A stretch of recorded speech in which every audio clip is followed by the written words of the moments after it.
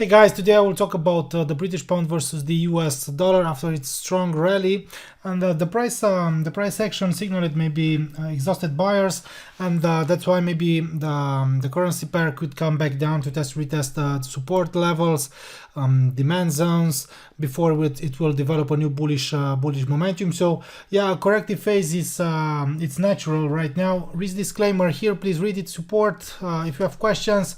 So let's take a look, right? Only because yeah, British pound US dollar rallied, extended its growth.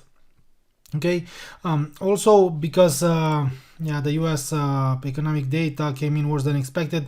The US yesterday, right? ISM services, ISM manufacturing PMI worse than expected. Final manufacturing PMI worse than expected. Construction spending worse than expected. Also today, job openings worse than expected. Also factory orders, yeah, 0.7% drop versus 0.4% drop expected. So worse than expected US data forced the British pound versus the US dollar to extend its growth, forced the US dollar to lose more ground versus its rivals, not only compared to the British pound. And yeah, after its strong rally, a retreat, it has reached this zone here, buying zone, a new rally, and right now it has registered a false breakout above 1.2521. So in the short term, it's trapped between 1.2521, 1.2461, and it could move sideways. Yeah, in the short term, and escaping from this pattern, escaping from this range, could bring us maybe new opportunities. Okay, and right now and technically, this range could represent an upside continuation pattern. This could represent an accumulation.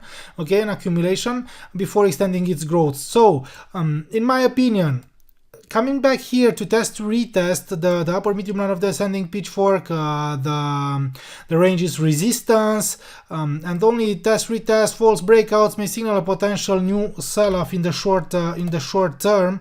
Okay, and in my opinion, only yeah, sideways movement, maybe retest here, and the new lower low, valid breakdown also below the uptrend line, a new lower low could really activate a corrective phase. Right now, yeah, we have a small correction, a small retreat, which is natural after registering only a false breakout with great separation through the resistance levels, after failing maybe to approach and reach the channel's upside line. But as I've said, as long as it stays above the immediate, as long as it stays above the immediate lows, above the uptrend line, temporary retreats or accumulation consolidation could signal a potential upside continuation. Okay, so if the price will come back to retest the support levels, demand zones, and the registering only false breakdowns may signal a potential new bullish momentum. Okay, and as I've said, escaping from this pattern could bring us new opportunities. So also, I don't know, maybe coming back down to retest and registering false breakdowns here could signal a rally and a potential upside continuation and upside continuation. Or here, retest could signal a potential downside movement at least towards the former lows. And as I've said, only taking out the support could signal a potential larger correction in the short term. But in the short term, it could continue to move sideways. It could try to accumulate more bullish energy. It could try to attract more buyers before developing a new bullish momentum, as the buyers is still bullish, guys.